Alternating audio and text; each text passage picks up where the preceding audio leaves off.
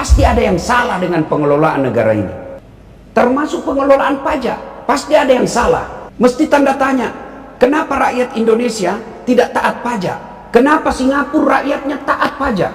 Nggak usah Singapura, Malaysia, kenapa mereka taat rakyatnya pajak? Mereka tidak pernah teriak soal pajak. Kenapa kita ini berontak soal pajak? Rasa-rasanya pajak ini menjadi beban buat kita. Singapura tidak, padahal pajaknya lebih tinggi. Ini mesti jadi pertanyaan. Apa sebabnya? Tidak amanah. Itu keteladanan Rasul, amanah Pak. Profesionalisme itu amanah. Jangan marah Pak ya. Siapa suruh undang saya? Saya tadi juga di panitia diminta, Ustadz kalau boleh minta video himbauan bayar pajak. Kau bilang, kau mau suruh saya dibully? Kamu aja nggak berani, apalagi saya. Saya mohon maaf Pak ya, agak gas-gas ini sekarang ceramah saya ini. Sama juga kalau datang kita ditagih pajak, kayak kita ini tersangka. Maupun saya itu petugas pajak, jangan kau anggap kita ini teroris. Senyumlah, datanglah ke kantor kita senyum, jangan ancam pasal-pasal. Coba lihat, kurang apa negara kita ini kayanya? Bandingkan Bapak Ibu yang pernah ke Saudi, lihat itu Saudi Arabia. Apa kelebihannya itu Saudi? Gunungnya aja coklat Pak. Nggak ada rumputnya itu gunungnya. Bapak naik kereta atau naik mobil dari Makkah ke Madinah, ke Jeddah, kiri kanan padang pasir Pak. Nggak ada padang rumput. Gersang, panasnya kalau panas itu kalau Bapak pakai sandal jepit, putus itu sandal jepit kalau panasnya. Kalau dingin dimatikan AC, ditutup, masih sudah lapis-lapis, masih dingin Pak. Bahasanya cuma satu, bahasa Arab. Sukunya cuma satu, Arab. Tapi pajaknya kecil. Tidak ada orang Arab datang menjadi TKI di Indonesia. Tidak ada negara Arab Saudi minjam duit dari Indonesia. Tapi lihat negara kita ini Pak, kayanya luar biasa. Sawit ada, nikel ada, emas ada, batu bara ada, pasir banyak. Pasirnya aja dibeli sama Singapura. Air Singapura beli dari kita. Jandanya banyak, penduduknya banyak. Tapi kok kita rasanya tidak bisa menikmati syariat, tidak bisa menikmati kekayaan alam kita. Saya tidak ahli analisa, tapi pasti ada yang salah dengan pengelolaan negara ini. Termasuk pengelolaan pajak. Pasti ada yang salah. Mesti tanda tanya, kenapa rakyat Indonesia tidak taat pajak? Kenapa Singapura rakyatnya taat pajak? Nggak usah Singapura, Malaysia, kenapa mereka taat rakyatnya pajak? Mereka tidak pernah teriak soal pajak. Kenapa kita ini berontak soal pajak? Rasa-rasanya pajak ini menjadi beban buat kita. Singapura tidak, padahal pajaknya lebih tinggi. Ini mesti jadi pertanyaan. Apa sebabnya? Tidak amanah. Itu keteladanan Rasul, amanah Pak. Profesionalisme itu amanah. Kita membayangkan, saya pribadi nggak tahu orang lain dan saya yakin begitu. Kita membayangkan semua pegawai pajak yang punya medsos, dia share itu pajaknya. Punya Instagram, dia share ini loh pembayaran pajak saya tahun ini. Coba itu dilakukan Pak. Pasti kita plong. Oh, yang ada di benak kita, kita disuruh bayar pajak, dia belum tentu bayar pajak. Jangan marah Pak ya. Siapa suruh undang saya? Saya tadi juga di panitia diminta, Ustadz kalau boleh minta video himbauan bayar pajak. Kau bilang, kau mau suruh saya dibully? Kamu aja nggak berani, apalagi saya.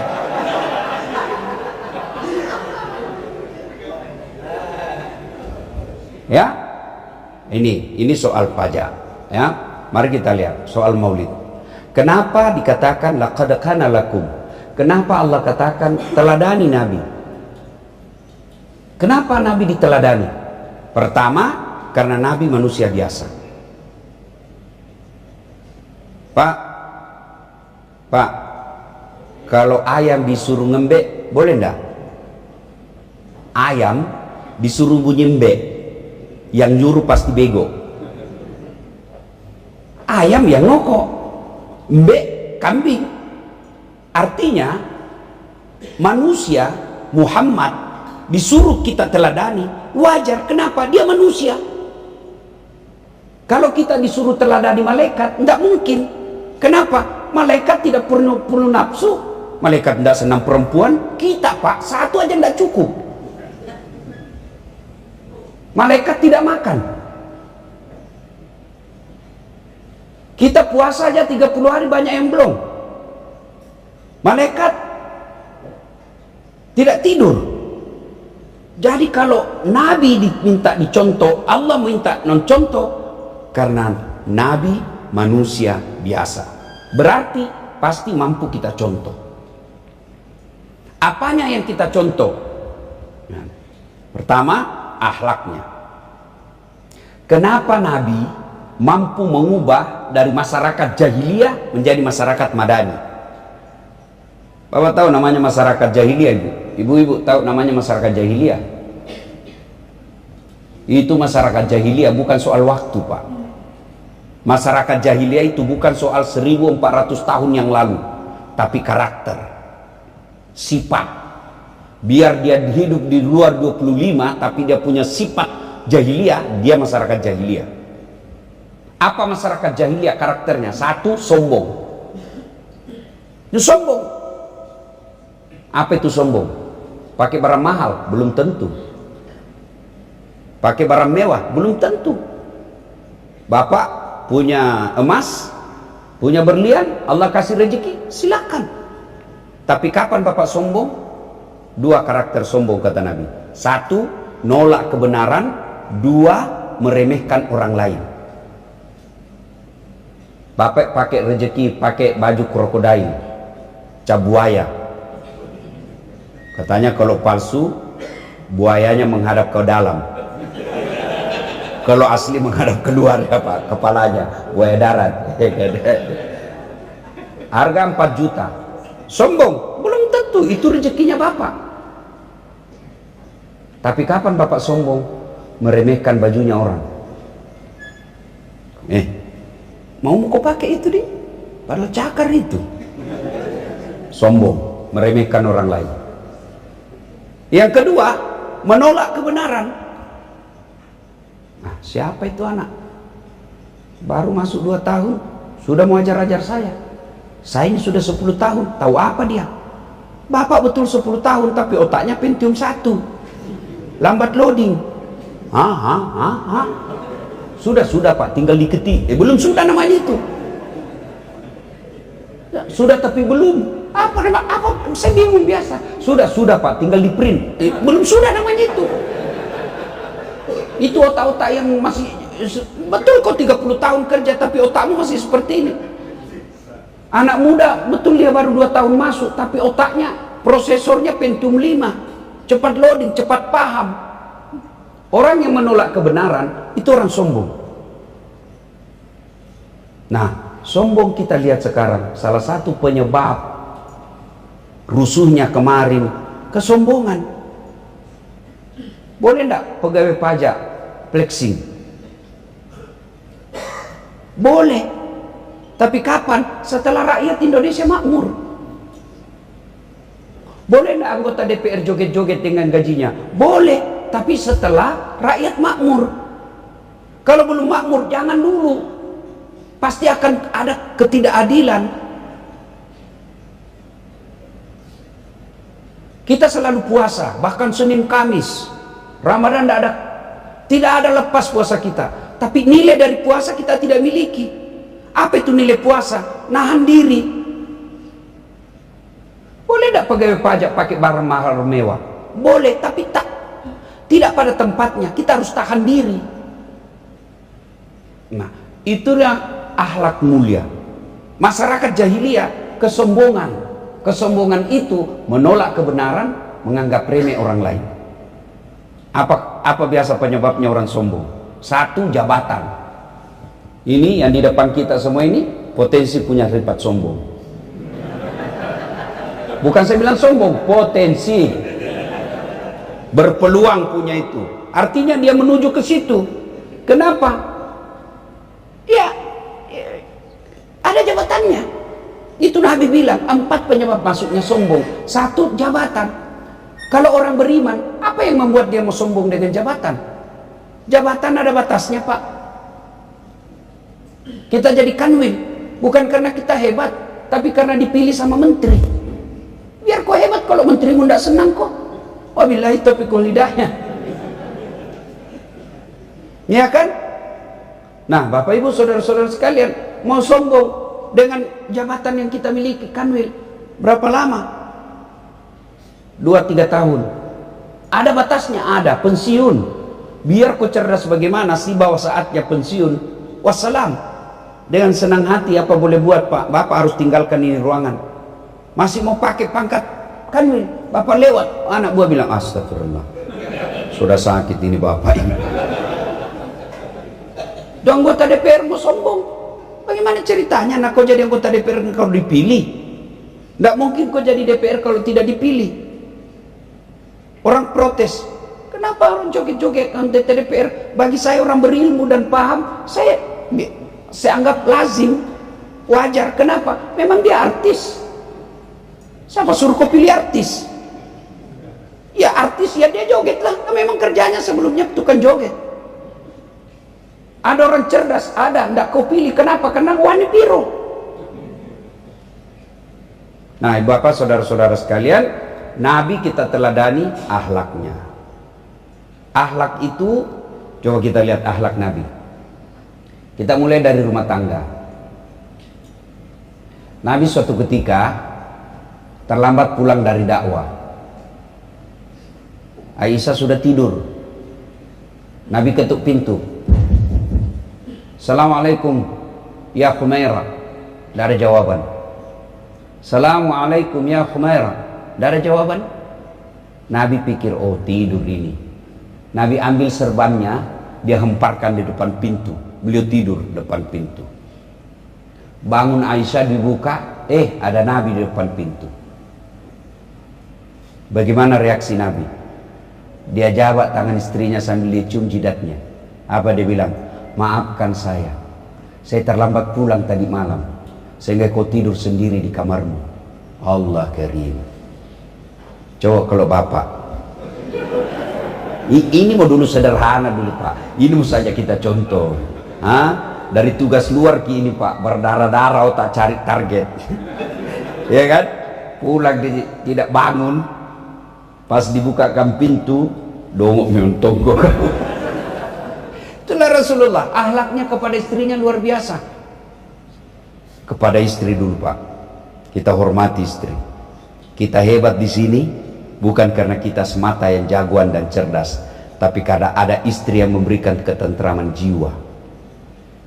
Mana bisa saya ceramah Pak kalau istriku bikin ngamuk? Tidak mungkin saya bisa. Saya jago begini ceramah bukan karena saya hebat. Nah, mamanya cek kasih tenang saya. Coba kalau lagi 10 menit saya mau ceramah, tiba-tiba dia WhatsApp, pulang kok. Apa Pak? Tunggu dulu, pulang kok. Sebentar, pulang kok. Kenapa? Kesetrum anakmu. Iya toh Pak. Maka kalau mau tenang harus muliakan istri. Rasulullah itu memuliakan istrinya. Tidak ada istrinya dipanggil istri namanya. Tidak pernah beliau didengar Aisyah, Khadijah, tidak. Beliau panggil Khadijah Ummul Mukminin. Aisyah beliau panggil ya Khumairah, yang kemerah-merahan pipinya. Coba kita Pak, kadang-kadang panggil istri dengan gelar yang tidak bagus. Dut. Mantap banget istri jangan gendut, dia panggil dut. Tam, hitam. Apa kata istrinya? Apa PC? Ya kan? Mulai dari rumah tangga dulu. Saling menghormati. Kenapa sekarang banyak rumah tangga tidak saling menghormati? Kasar. Terlalu lama pacaran. 4 tahun pacaran. Berapa kali bohong? Berapa kali selingkuh? Orang pacaran Pak, pasti tidak ada lagi tuh namanya saling menghormati. Ketika dia selingkuh, ketahuan bohong, maki-maki kan? Nah, sudah menikah, kebiasaan maki-maki itulah yang bawa. Coba kalau tidak saling kenal. Enggak, itu karena kita tidak ada jejak digital. Dan itu perempuan sekali kau bohongi, seumur hidup dia ingat. Karena memang perempuan itu ahli sejarah. Makanya istri saya Mama Nyecek bilang, kau tahu ji perempuan ahli sejarah, maka jangan kau bikin sejarah. Ya, itu. Kemudian, ini dalam rumah tangga, kita saling menghormati. Tidak ada susahnya bagi Allah untuk mewafatkan Rasulullah dalam keadaan tawaf. Ya kan? Tidak ada susah bagi Allah mencabut rohnya Rasulullah dalam keadaan sujud sholat. Tidak ada susahnya bagi Allah mewafatkan Nabi dalam keadaan puasa. Ya kan? Tapi apakah Nabi dalam keadaan sholat? Tidak. Apakah dalam keadaan tawaf? Tidak. Apakah dalam keadaan sujud? Tidak. Apakah dalam keadaan puasa? Tidak. Tapi apa? Di pangkuan istrinya. Itu maknanya bahwa ibadah yang paling lama 24 jam rumah tangga. Kalau sholat 5 kali, itu kalau syukur, kalau ada tambah-tambahnya sunnah. Berarti kecil peluang wafat dalam keadaan sholat. 5 kali sehari. Haji, untung sudah kalau kita sudah haji 1 kali. Artinya makin tipis lagi peluang. Puasa paling Ramadan. Tapi berumah tangga, cari nafkah, ibadah. Bapak, sini kerja supaya bisa bayarkan sekolahnya anak, belikan baju istri, bayar cicilan rumah yang ditempati istri kita. Itu semua jihad. Maka perlakukan istri rumah tangga sebagai ibadah. Rasulullah sebagai kepala rumah tangga, kita juga kepala rumah tangga. Beliau sangat memuliakan istrinya. Balik maulid ini, ayo muliakan istri, hormati suami. Istri juga jangan sampai tidak memuliakan suami. Suami saya jelek Ustaz, ya takdir bu. Kenapa dia jelek? Allah Maha tahu. Karena kalau dia gagah, malu jalan sama ibu. Kenapa? Karena ibu juga jelek. Ya kan? Saling menghormati. Suami jangan menghina istri. Ya, istri muliakan suami. Karena pintu surganya seorang istri ada pada suami. Ridha Allah tergantung ridha suami. Kalau suami sudah ridha, maka pintu surga lebih gampang diraih. Jangan berkata ibu, kami istri ini tergantung dari suami. Itu perkataan motivator. Tergantung suami, siapa bilang? Kalau tergantung suami, masuk neraka itu istrinya Fir'aun. Tapi buktinya Nabi katakan, salah satu wanita yang dia jamin masuk surga nanti, istrinya Fir'aun. Kalau tergantung suami, istrinya Nabi Lut, istrinya masuk surga. Tapi buktinya, masuk neraka dia. Jadi upaya diri kita, hidayah itu pribadi masing-masing. Nah, dan perempuan yang cari nafkah itu perempuan spesial. Karena dia tidak diwajibkan tapi dia lakukan. Tapi waspada karena punya penghasilan, itulah potensi melawan suami. Saya tanya ke ibu, tolong ki jawab dengan jujur. Bu, kalau misalnya gaji tak 1 bulan 15 juta, terus suami tak satpam, kira-kira kita masih hormati? Bohong ki. Sedangkan suami tak cari uang, kita ndak ada kerja, nak kita lawan. Artinya potensi. Itulah sebabnya kenapa Islam tidak mewajibkan perempuan cari nafkah, harus laki-laki. Kenapa? Karena kalau perempuan penghasilannya besar, lalu suami penghasilannya kecil, punya peluang dia tidak hargai suaminya. Tapi apakah perempuan tidak boleh kerja? Boleh, selama kewajibannya sebagai istri tidak diabaikan. Apa kewajiban istri? 1, mengurus suami. 2, mengurus anak. Kalau dia sukses di kantor, dia menjadi kanwil, dia menjadi menteri keuangan, dia menjadi perdana menteri, tapi anaknya dia abaikan, suaminya dia tidak hormati, Tidak ada kemuliaan perempuan seperti ini di hadapan Allah. Begitu juga kita suami. Kita sukses di kantor, anak berantakan, tidak ada kemuliaan sebagai suami, sebagai bapak. Saya mau tanya Pak, ibu-ibu kalau punya bekerja, kerja di sini sukses, tapi mengabaikan anak, kita tidak tahu siapa pacarnya anak, kita tidak tahu apa konten yang ditonton anak kita. Begitu kita meninggal, tiba-tiba anak kita tidak tahu agama.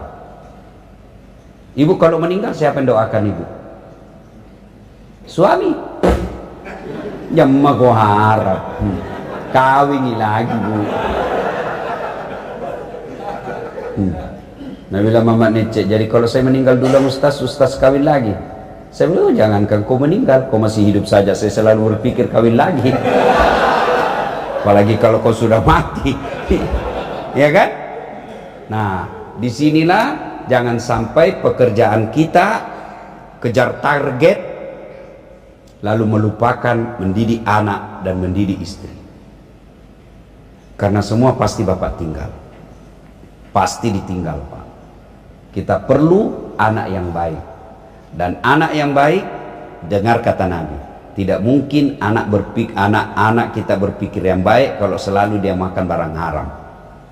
Tidak mungkin. Ya, kata Nabi, jangan kau selalu memberikan anakmu makanan haram supaya dia juga tidak berpikir yang haram-haram. Ya, itu dalam rumah tangga. Yang kedua, sikap Nabi dalam bekerja sangat profesional.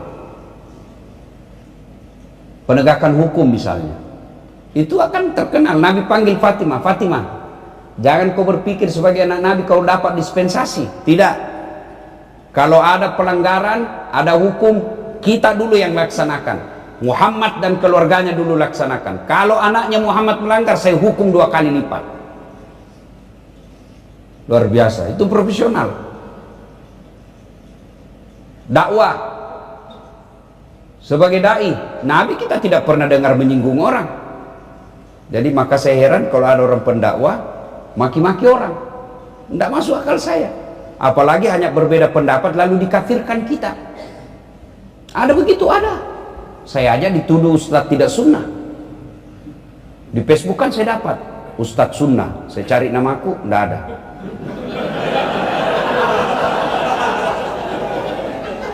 Sebelahnya Ustadz tidak sunnah. Nomor 13. Saya tanya, Ninya, kenapa kau bilang saya Ustadz tidak sunnah? Dia bilang, buktinya kau bicara sunnah-sunnah dalam maulid, kau tidak pelihara sunnah. Mana? Kau tidak pelihara jenggot? Mau diapa kalau tidak mau tumbuh? Hanya dibilang Ustadz sunnah itu yang pelihara jenggot, yang celananya jingkrang. Kalau tidak jingkrang dibilang tidak sunnah. Kau saja definisi sunnah saja aku sudah salah. Ini yang mengklaim-klaim dirinya kajian-kajian sunnah, dia bilang definisi sunnah saja aku sudah salah. Apa itu sunnah? Anjuran. Berarti boleh tidak dilakukan. Ini sunnah dianggap wajib. Sudah keliru dari segi definisi. Boleh kok jingkrang silahkan, tapi jangan kau anggap yang tidak jingkrang tidak sunnah. Banyak sunnah yang lain. Pelihara jenggot silahkan kalau mau, tapi yang tidak mau pelihara jenggot jangan juga kau bilang tidak sunnah. Saya sepakat dengan Gus Dur, berislam itu tidak mengganti saya menjadi anak. Berislam itu tidak mengganti maaf menjadi afwan. Ya ukhti, afwan. Coba masih ingat kisah Taif? Dilempari Pak tang malaikat Jibril, ya Muhammad, sudah keterlaluan ini orang-orang Taif. Saya diperintah Allah untuk menghancurkan mereka. Kau berdoa saja, saya angkat ini gunung Taif, saya hancurkan mereka. Coba kalau saya datang, udah saat lewat-lewat ini orang, bagaimana? Ratakan. Tidak. Apa kata Nabi? Jangan Jibril. Kalau Allah mau mendengar doaku, saya berdoa. Mereka begitu karena dia tidak tahu apa saya bawakan mereka. Kalau Allah mendengar doa saya, ya Allah berikan mereka hidayah. Kalau bukan mereka yang beriman, anaknya nanti. Kalau bukan anaknya, cucunya. Terbukti doa Rasulullah terkabul. Di Taif sekarang tidak ada satupun manusia tidak beriman kepada Nabi. Itulah dakwah, profesional dalam dakwah. Dalam cari nafkah, Allah karim. Nabi tidak pernah sangka buruk kepada Allah. Kita cari nafkah sangka buruk. jangan bersedekah. Kenapa? Deh, bagaimana nanti, bagaimana nanti. Itu orang sangka buruk terhadap rezeki Allah. Datang penyumbang, bengkok muka tak. Saya berharap mudah-mudahan ini sampai ke telinga menteri. Seperti di Australia. Saya baru-baru pulang di Australia ceramah. Ternyata mereka kalau bayar pajak, ada laporan Pak, masuk ke emailnya mereka, pajak yang kita bayar itu dikemanakan. Kawan saya yang kerja di sana dikasih lihat, ini pajak saya, ini email balasannya, pajak saya ke sini, saya ke sini, ke sini. Jadi dia plong. Mudah-mudahan suatu waktu kita juga di Indonesia mampu lakukan hal seperti ini. Kita harus terus, tidak boleh bersangka buruk, berbaik sangka terus. Negara kita mudah-mudahan suatu saat menjadi lebih bagus lagi. Nah, Bapak Ibu saudara-saudara sekalian, nah soal cari nafkah, jangan pernah menunda sedekah karena tidak percaya rezeki Allah. Ada rezeki Allah. Jangankan kita, selalu saya kasih istilah. Tahu bapak-bapak tahu cicak? Tahu cicak? Apa dimakan itu cicak Pak? Tidak masuk akal toh. Cicak di dinding nyamuk keliaran. Di mana ketemu? Nanda ada bandaranya. Iya toh? Tapi Allah Maha. Ibrahim ketika disuruh dakwah ke Ibrahim. Siapa kasih makan anakku? Banyak anakku. Kau belah itu batu. Belah lagi? Belah lagi? Itu ada ulat toh? Kau lihat itu ulat. Lembut bisa hidup dalam batu yang sangat keras. Siapa yang jamin rezekinya? Saya Tuhanmu yang Maha Kaya. Padahal itu ulat, tidak ada kakinya, tidak sarjana. Gitu? Apalagi kita. Maka keliru bapak-bapak yang punya gaji di atas 7 juta per bulan tapi tidak pernah bayar zakat sedekah. Karena sangka buruk kepada Allah. Begitu juga. Kalau saya, ya saya bayar pajak, saya bayar pajak. Ya. Itu bagian daripada kalau diniatkan lillahi ta'ala insyaallah. Tapi dakwah ini Bapak Ibu ketahuilah, dakwah ini bagi mereka yang masih percaya bakal mati. Tidak ada gunanya ceramah Pak, kalau Bapak tidak percaya bakal mati. Tidak ada gunanya. Tapi kalau Bapak masih percaya bakal mati, dengar ceramah. Jangankan mati Pak, pensiun aja Bapak percaya kan? Pasti pensiun. Ya. Tapi untuk sampai pensiun belum tentu. Ajal menjemput tiba-tiba. Ya. Dan pada akhirnya laqad kana lakum fi rasulillahi uswatun hasanah, contoh teladan Rasulullah. Kita contoh beliau, bagaimana mencontohnya? Mulailah dengan mencintai Rasulullah, dengan belajar sirah nabawi, kisah-kisah Rasul, bagaimana Nabi cari nafkah, bagaimana Nabi berkeluarga. Anak-anak kita dibacakan sirah-sirah nabawi. Bagaimana ibu-ibu, anak-anak kita jangan sampai lebih cinta kepada K-pop, lebih percaya kepada Ipin Upin, lebih percaya kepada Sailor Moon, apakah semua itu film-filmnya itu Jepang, daripada kisah-kisah Nabi. Ya, apalagi si Shinchan dilempar gurunya. Astagfirullah.